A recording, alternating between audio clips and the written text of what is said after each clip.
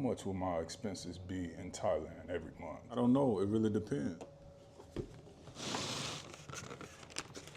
I know this definitely ain't enough. Look, some people would tell you that you can live in Thailand for $1,000 a month. Other people would tell you that's completely unrealistic. So which one is actually true? Man, look, I'm moving to Thailand myself, so I wanted to stop guessing and actually build a realistic monthly budget. You know, rent, food, transportation, utilities, phone, gym, all of that stuff. And by the end of this video, I'm gonna show you the number I'm personally planning around every month. And whether 50,000 baht is actually enough to live comfortably in Thailand in 2026. Look, everybody wants one number. They always complaining, how much does it cost to live in Thailand every month?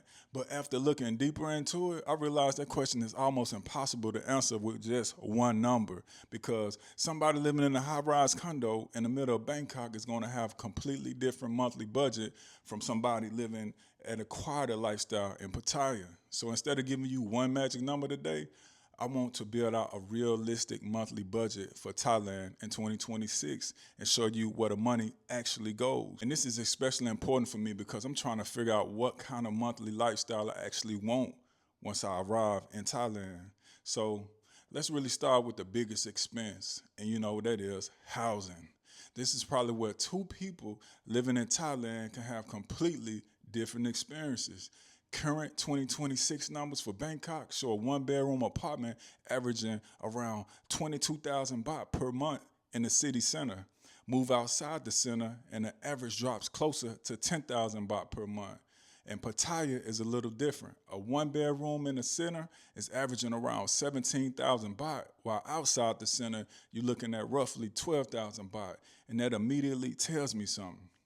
Where you live might matter more than almost anything in your budget, because if one person is paying 12,000 baht for rent and the other person is paying 30,000, they can both tell you what the Thailand costs, and they can both technically be right. So for my own planning, I wouldn't just ask, how cheap can I find a condo?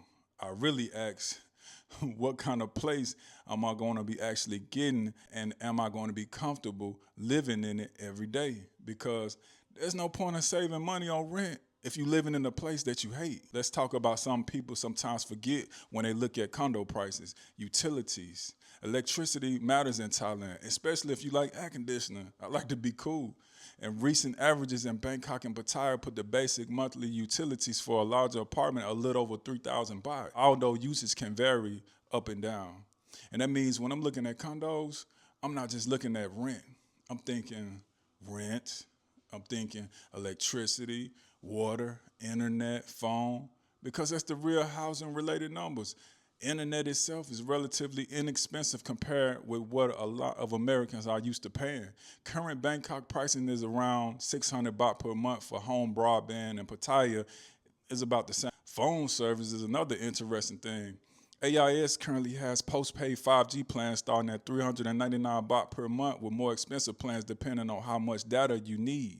So for the phone and home internet together, I could realistically be somewhere around 1,000 baht per month, depending on which one I actually choose. Now, let's get into food.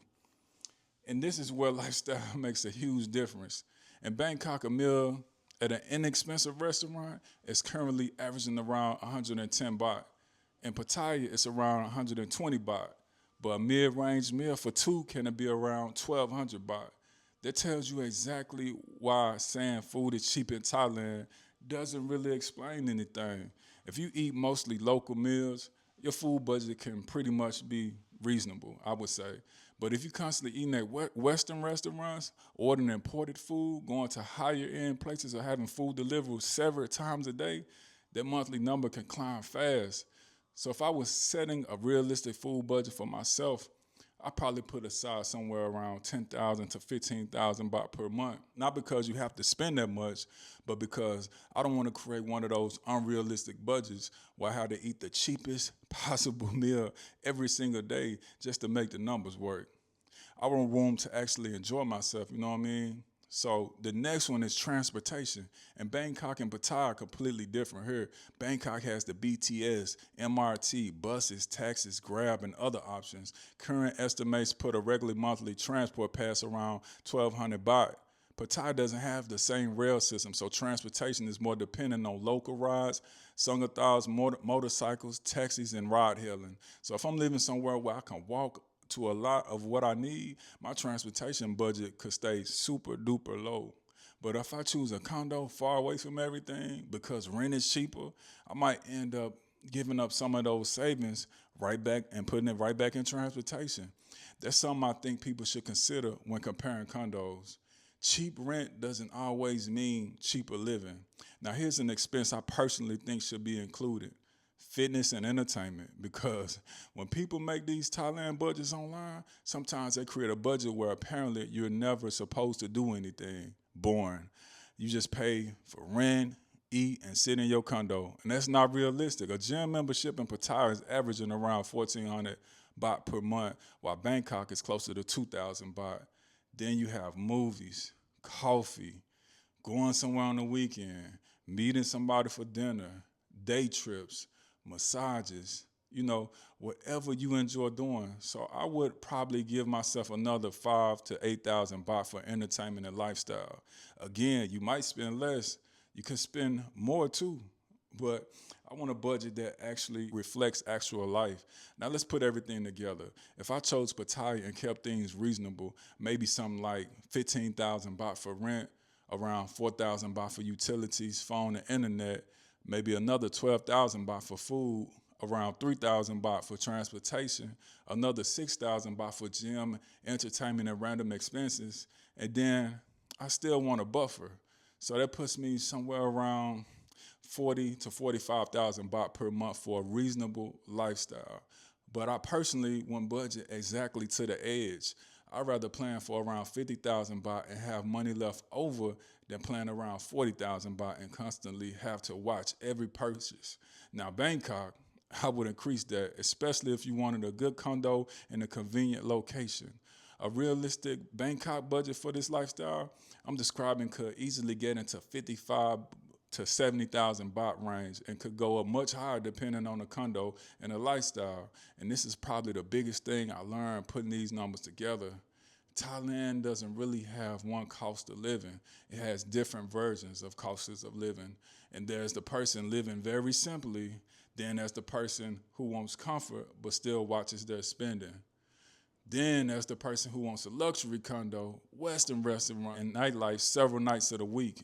All three of these people live in Thailand, and all three will give you a completely different answer when you ask what it costs per month. For me, I'm in the middle.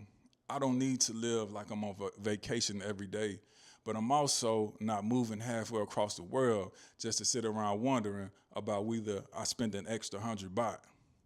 I want a comfortable place, AC'd up, good food, the ability to get around when I want to, a gym, things to do, you feel me? And enough breathing room that I'm not checking my budget every 5 minutes. So right now, 50,000 baht a month is a number I would feel comfortably planning around in Pattaya, while I give myself more room if I chose to go to Bangkok or live in Bangkok. And once I actually move, I'm going to do something I think would be even more useful than this video.